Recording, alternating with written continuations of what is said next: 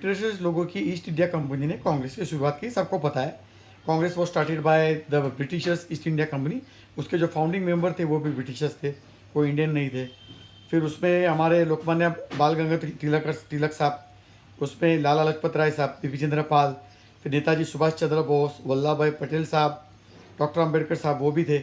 लेकिन नेहरू साहब ने पूरी उसी वक्त से कांग्रेस को कब्जा करने की कोशिश की। खैर बाद में इंडिपेंडेंस मिल गया, और इंडिपेंडेंस मिलने के बाद उसके पहले इंदिरा जी की शादी हो गई। ऐसे कहते हैं कि इंदिरा जी की जिसके साथ शादी हो गई उसका नाम फिरोज़ खान था, फिर उसको फिरोज़ गैंधी बना दिया, GHANDY। ऐसे वो पाकिस्तान का एक टीवी चैनल है, उसने एक बहुत ही इन्वेस्टिगेटिव एक क्लिप बनाई है जो वायरल हो गई। उसमें वो कहते हैं कि ये गांधी का नाम फिरोज खान था, उसके पिताजी का नाम नवाब खान था। और क्योंकि नेहरू जी को बाद में पॉलिटिक्स में प्रॉब्लम आ सकता है, इसीलिए गांधी जी फिरोज खान को लंदन लेके गए और एफिडेविट बना दिया, और गांधी जी ने अपना नाम उनको दे दिया। फिर भी वो गांधी, कोई लोग बोलते उसको पारसी बोलते हैं। पारसी हो नहीं सकता, क्योंकि पारसियों लोग ग्रेव नहीं बनाते, उनकी कब्र है अभी भी प्रयागराज में। फिरोज गांधी या फिरोज खान की कब्र प्रयागराज में अभी भी है। पारसी लोग में ये सिस्टम है ही नहीं, कब्र वबर करना, क्रिमिनेशन का सिस्टम है ही नहीं, उनका अलग सिस्टम है। उसके बाद फिर कांग्रेस ने क्या किया, हमारा भारत का जो ट्राई कलर है, हमारा तिरंगा है, वो flag same to same copy करके अपने पार्टी का फ्लैग बना दिया। जैसे नेहरू जी ने गांधी का नाम चुरा के फिरोज को दे दिया, वैसे कांग्रेस पार्टी ने हमारा देश का ट्राई कलर का चोरी करके अपने पार्टी को फ्लैग दे दिया।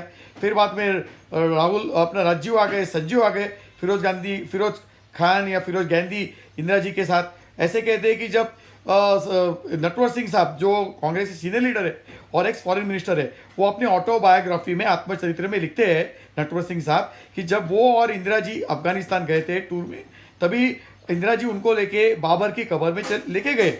और नटवर सिंह साहब किताब में बोलते हैं कि इंदिरा जी को उन्होंने बोलते हुए सुना कि इंदिरा जी कहते हैं कि बाबर साहब आपके ही हम लोग वंशज है, और आपका वंशज ही भारत के ऊपर राज कर रहा है, हिंदुस्तान के ऊपर राज कर रहा है। ऐसे नटवर सिंह साहब अपने किताब में लिखते हैं।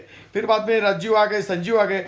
राजीव की शादी हो गई सोनिया गांधी जी से, उनका नाम है Italian menu, sorry Antonio menu उनका नाम है। उनके पिताजी का नाम स्टेफिनो मेन्यू, जो इटली में मुसोलिनी करके जो फैसिस्ट डिक्टेटर था, उसके साथ सोनिया गांधी के पिताजी स्टेफिनो मेन्यू ने मिलके रशियन के खिलाफ वर्ल्ड वॉर 2 में जंग की थी, युद्ध किया था, और रशियन गवर्नमेंट ने उनको उस वक्त अरेस्ट भी किया था, सोवियत यूनियन उस टाइम की।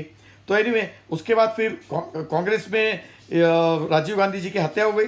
इंदिरा जी पहले गुजर गए, राजीव गांधी चले गए, फिर सोनिया गांधी, एंटोनियो मेन्यू वो पार्टी चीफ बनने की कोशिश कर रही थी। फिर शरद पवार साहब फॉरेन ओरिजिन के इशू के ऊपर वो कांग्रेस छोड़ के बाहर आ गए। उन्होंने अपनी पार्टी फॉर्म की, एनसीपी। कहने का मतलब है ये कांग्रेस जो है, इटालियन कांग्रेस बोले या नेहरू की कांग्रेस, वो कभी भी भारत की थी ही नहीं। भारत का उनके साथ कोई रिश्ता ही नहीं था। पहले से ही ये इंटरनेशनल ऑर्गेनाइजेशन के साथ इनका पहले से ताल्लुक है। अभी देखिए, जब ये सोनिया गांधी और राहुल गांधी चाइना गए थे तो कम्युनिस्ट पार्टी के साथ इन्होंने एमओयू किया है। पिक्चर सारे सोशल मीडिया पे अवेलेबल है 2008 में।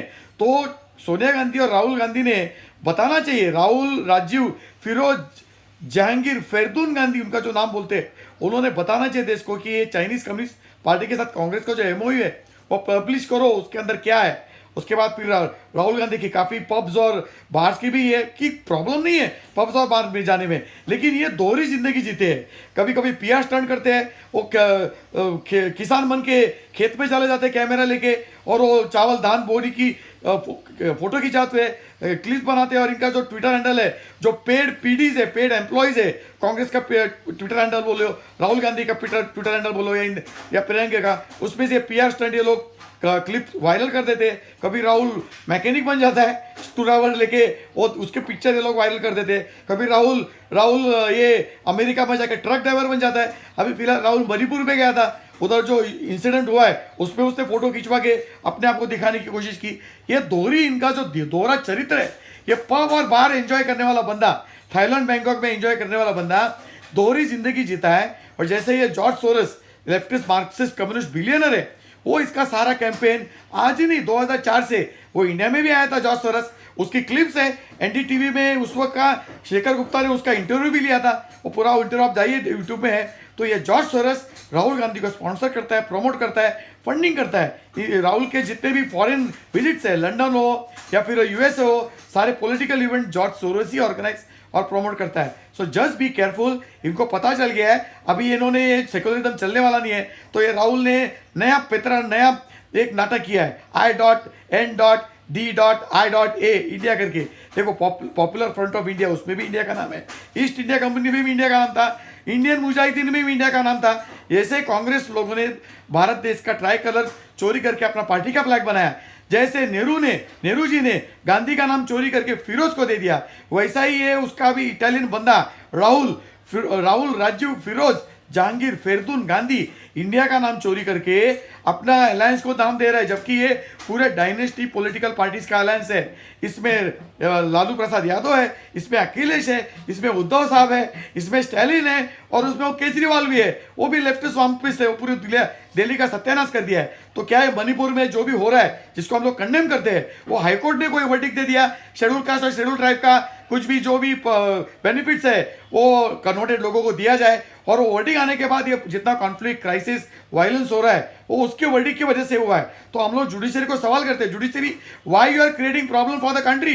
कुछ स्टेटमेंट देते हो, कुछ रबिश नॉनसेंस कमेंट कर देते हो, कभी वर्डिंग दे देते हो और उससे हमारा पूरा देश में हंगामा कर देते हैं। तो हाईकोर्ट ने वो वर्डिंग वापस लेना चाहिए। तो क्या वो George Soros, leftist billionaire, Congress और मार्क्सिस्ट कम्युनिस्ट लोग इंडिया के मणिपुर को एग्रीवेट कर रहे, क्राइसिस में आग में तेल डालने का काम कर रहे हैं। So just be careful guys.